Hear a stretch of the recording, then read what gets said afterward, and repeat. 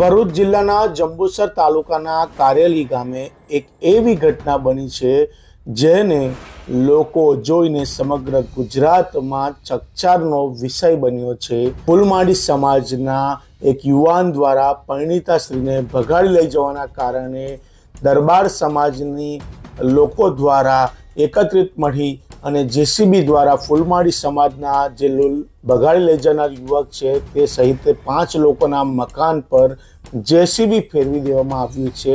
ક્યાંક ને ક્યાંક યુપી હોય તેવા દ્રશ્ય પણ સામે આવ્યા છે। એકના લીધે 4 લોકોના મકાનો તોડી પાડવામાં આવ્યા છે, જેને લઈને ક્યાંક ને ક્યાંક સમગ્ર ભરૂચ જિલ્લો ગુજરાતમાં ચકચારનો વિષય બન્યો છે। લાગી રહ્યું છે કે ક્યાંક ને ક્યાંક જંગલ રાજ ચાલી રહી હોય તેવા પણ દ્રશ્ય સામે આવ્યું છે। સરકાર આની સામે શું પગલાં લે છે તો જોવાનું જ રહ્યું, પરંતુ વેડજ પોલીસ સ્ટેશનમાં આ બાબતનો ગુનો દાખલ કરવામાં આવ્યો છે। શું છે સમગ્ર ઘટના, નિહાળો અહેવાલમાં।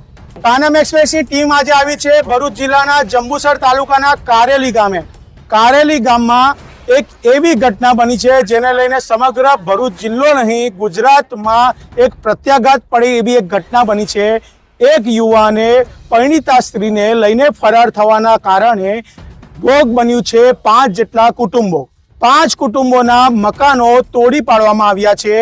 જે મુખ્ય કારણ છે કે ફૂલમાળી સમાજના એક યુવાને દરબાર સમાજની એક પરિણીતાને લઈને ફરાર થવાના કારણે એ યુવાન સહિત બીજા 5 મકાનો તોડી પાડવામાં આવ્યા છે। યુવાનના માતા આપણી સાથે જોડાયા છે। શું ઘટના બની? જો સાહેબ, જીસીબી આવી, મેં એવું કીધું ભોલાભાઈને કે છોકરો મારો છે, છોકરો મારો છે અને તમે જીસીબી ના તોડશો, આ લોકોના મકાન ના તોડશો, મારું મકાન તમે તોડી કાઢો, મારું મકાન તમે હળગાઈ દેશો તો અમે કશું કહીએ નહીં તમને, પણ આ લોકોને નુકસાની તમે કરશો નહીં। જે જસા એ કરવી હોય તો અમે કરો, અમે એટલું કીધું। અને મારો છોકરો જ્યારે અમે જાણતાય નહીં, એ છોકરો જેવો કઈ એ કામ સારું જઈલો છે।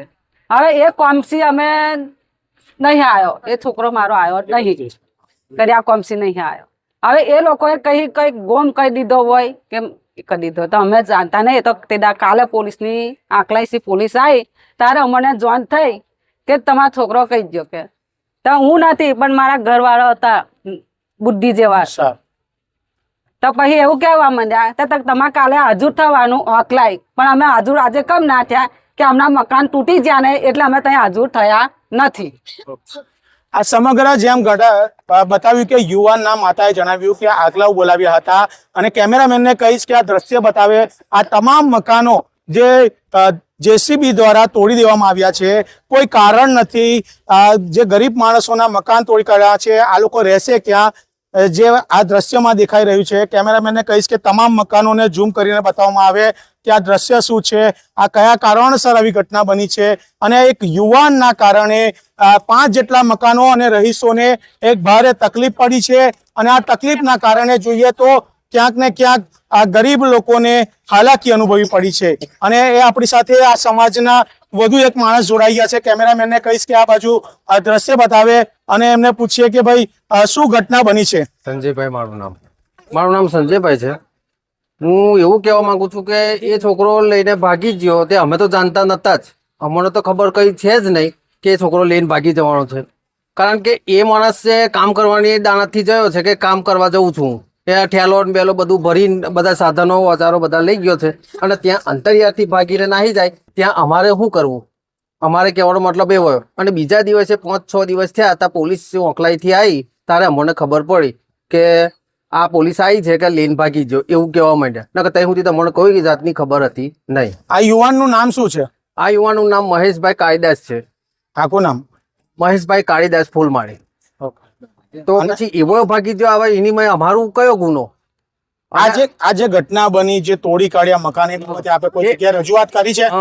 તે હમણાં આગળ એવું જાણ કરી હોત કે 10 દાડા પહેલા જાણ કરી હોત કે અમારા ઘર તમારા તોડવાના છે ભાઈ અમારે, તો પછી અમે એની જગ્યા કરત એમ। અમારું સાધન મકાન કેમ તોડવામાં આવ્યું?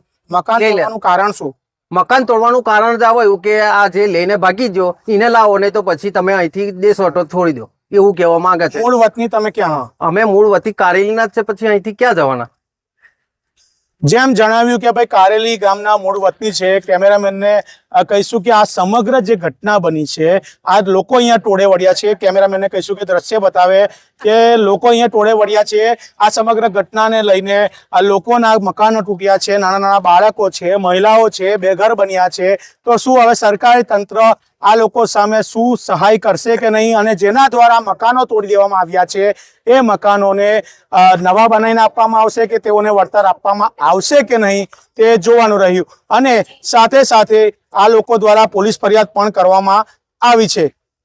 કેમેરામેન શિવપ્રસાદ જાંબુ સાથે જપન Shah. Subscribe now and press the bell icon.